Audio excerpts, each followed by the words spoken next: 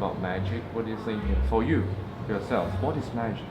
That's not a fair question. Well, I just asked 31 really interesting people the same question.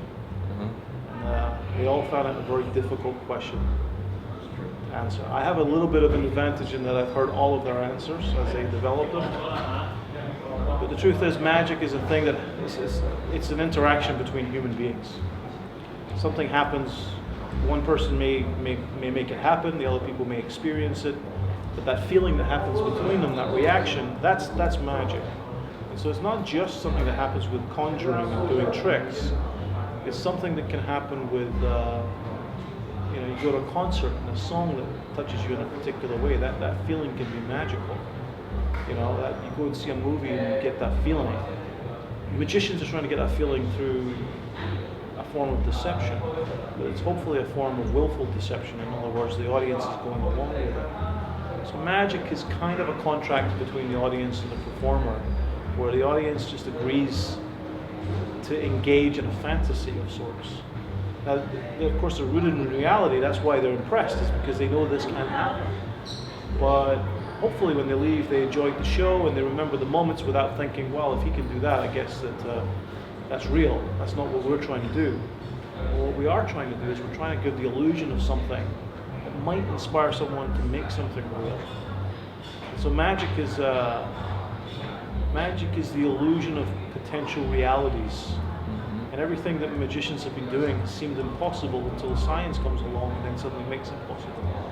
So basically, to paraphrase Bill Kalush from my own film, magic is anything that science says is impossible. And that's changing all the time. And so we have to understand as magicians how to constantly engage with that, and how to make people enjoy that feeling of the impossible. Long answer for a short question, but it can be longer. Look, my entire movie is all about what is magic. And we really only scrape the surface of it, because magic is so much deeper than people performing tricks. The people performing tricks is a wonderful, wonderful, important thing, an important part of life, I hope. Well, I started magic when I was 8 years old. I remember seeing a movie, I remember seeing a card trick, I remember seeing a magic show on TV. And I also saw a movie on how to cheat at cards. That was an important part. But I don't remember much before that, but I know I had a sense of magic before that. I was brought up in Singapore. I have very, very, very stark memories of a place called Tiger Balm Gardens, which is now called something else in Singapore. Painted statues and sort of scenes of hell and all this kind of stuff. But I remember that had a very powerful impact on me. And when I was 8, I also saw Star Wars for the first time. It was my first experience in the cinema. And so all of this had a very strong impact on me, and it's been very important in my life. So I think I was always open to that feeling of, wow, and, awe and all that kind of stuff. And I think that I was exposed to magic at the right age. 8-year-olds is a very common age for us to get involved. But I was one of those people who I think was always kind of, interested in that kind of thing. The advice I give people is maybe a little disappointing, because it's kind of that you kind of know what it's going to be, really. If you're a big guy and you want to lose weight, I'm a big guy and I should lose some weight. Maybe I'm hoping someone's going to give me a magic pill, but there is no magic pill. You work out, you eat less, and you'll lose some weight. That's the truth. That's me being honest with myself. So I'd ask you to be honest with yourself and understand that if you want to be good at anything, the more you study, the more you practice, the more you rehearse, and then eventually with magic, the more you perform, the better you'll be. But it all starts with those foundations. Those foundations come from your studies. Video is no good.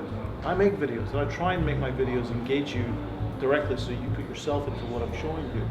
But a lot of videos try and just show you something very impressive and give you the method and get your money. That's kind of the purpose of those things. A lot of them really only work for the camera. The camera can see it, perfect angle. Not so good in the real world. But if you look into books, you look into the past, the recent past or way into the past, great magic is buried in those books, and that study will reward you if you can, you know, decode it for yourself. You can decode it, put yourself into the idea, which is what happens when you read. You imagine yourself doing it. You watch somebody else do it, you start imagining yourself being like them. But if you read more, if you study books, you will be a better magician. It's as simple as that. If you want to be a good magician, if you want to be a good anything, learn to read and study. Okay? It'll make you a better anything. Filmmaker, surgeon, you know? I don't want a surgeon who only watched videos, right? I want a surgeon who studied. And understanding things means trying to engage your mind, and you engage your mind when you read. Visual things, including visual magic, only engages part of your mind. So to really get in there, to really make an effect happen, which is what I want. If you really want to impress people, emotional level and an intellectual level, the visual thing will make people say, wow. But if you can make them feel something, you'll have an impact on them. And books force you to engage yourself in an emotional and an intellectual level. Video doesn't. Visual is one thing, but to go beyond the visual into emotional and intellectual, that's very hard. The books do it automatically. And it's a skill. People say, oh, I'm a visual learner. No, you're not. You're a lazy learner. You need to learn the skill of reading and enjoying books. It's not so, I don't pick up a magic book like this and say, I'm going to read this from cover to cover in the next 5 days. I go through it a little piece at a time. I try everything. And I imagine myself doing it. A lot of things I say, well, I don't want to do that. But it was interesting. So I read books on silk magic. I've never done a silk magic trick in my life, but I read books on all these things because I like thinking. I always did. And you should enjoy that too. So read books, study, be serious about it, but enjoy it, because it is an enjoyable pursuit. I don't think you should be, so studious that you become, incredibly serious. You don't need to be serious about magic. It's a fun thing, and the fact that it's fun is what helps you be a better magician. That's great. That's great advice. Yeah, it's honest. Read books. Read books or do something else. I hate to say it, but it's the truth. You will be a better magician, and you will thank me. My general thought is that magic in television and in movies just doesn't work. If you start from that, it's really important, because I've done a lot of magic on TV. And that's my starting position, is that the trick does not, it's not you watch a TV show, you're watching a screen, and on that screen is somebody doing a magic trick, but on the other channel is a spaceship landing and crashing into the White House. So magic doesn't really work on television until you add the human element, and the human element is what lifts it. So as soon as you have that element of people engaging with magic, we see what the effect is, so we understand why they're reacting so strongly, and we react to the effect based on the reactions we saw. So we relate to the human element. So magic on its own on television, don't think it works. You have to add something, and it isn't just about people being there to say that yes, what we saw is what you saw. That's not what it's about. It's to enjoy what happens when people enjoy magic. It's why David Blaine was so successful. He pointed the camera in the right direction. Whenever I shoot, it's very difficult. I'm always arguing with everybody. Shoot the people first, get that real reaction, and then we'll shoot the magic again afterwards. We'll get all the right angles. That's always how I do it. But I find it very difficult. People don't want to do that. They're afraid they're going to miss magic. But magic's repeatable, but real reactions are not. And we are always very, very keen, on my shoots anyway, to just point as many cameras at people and get that feeling, and then show why they had that feeling. That's the next part. So my priority is the human element first. Always the human element first. And I work on magic shows where people go off and shoot ideas, and they concentrate too much on the trick. And when you see it, it's like, well, I imagined it as being better than that because I only thought about what it would do to people. We did it right. Sometimes it works great. I did a show called Troy last year. They did a few of the things that I suggested, and I was really happy with it. They did a few which I guess we should have done maybe if we had the time, a couple more times, just to see how to play with it. One of the problems with TV magic is you get one shot sometimes. And by the time you've got everything ready, the poor performer has very little time to really put himself in there, and you know, very, very hard work for these guys and girls.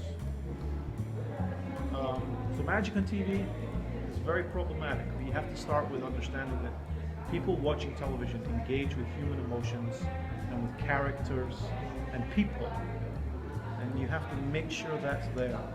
If it's not there, then the real magic of what can happen, that real magic just doesn't exist. You just have tricks.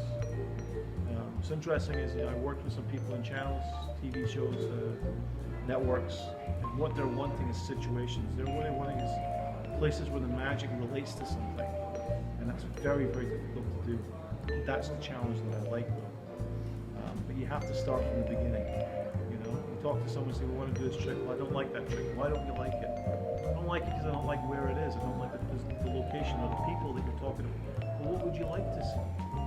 Suddenly you find out that, you know, these things that the network is asking for are really more about creating scenarios that are more interesting, and the magic fits into that scenario. That to me is engaging, and you know, yes, you can do amazing illusions. My question is always like, who cares? Somebody on screen has to really engage with that thing, or if you're doing something, let's say you're doing a trick purely for the camera, it has to happen in such a way that you as the performer can somehow come through and engage with the people at home. You used to do that, Paul Daniels used to do that, David Nixon used to do that, David Copperfield used to do that. But today it's a little more difficult in the way people relate to reality television and to characters. People are more passive as viewers, you know, you just sit and watch, and they may or may not change the channel. So as magic, we have to engage people with something that gets their attention, and that's usually something to do with people and people reacting and interacting. That's why reality television is as successful and popular as this. I don't know why that is, but yeah, I start from this. Magic on television isn't enough. It needs more. It always does. You look at the great stuff David Copperfield did. It's a great scenario, it's a great challenge, it's a great idea, the setup is fantastic, there are people there, you know, and it's just the whole idea is better than just what happens as the trick. Passing through the Great Wall of China. Passing through a wall has been around for decades, centuries even. The Great Wall of China, that's the way to do that trick. And you set up towards it and getting all those people there, and you know, I don't think personally I'd ever seen anything in the real China before that show aired. So not only did I get to see that, but I got to see a country that I didn't know or was familiar with. And you know, I think magic has to be about more than the tricks. And the really successful stuff we remember, the tricks we remember Copperfield making that plane vanish. And immediately you talk to people, they say, and it was surrounded by people. That element is what matters. I think it matters more than people like to admit.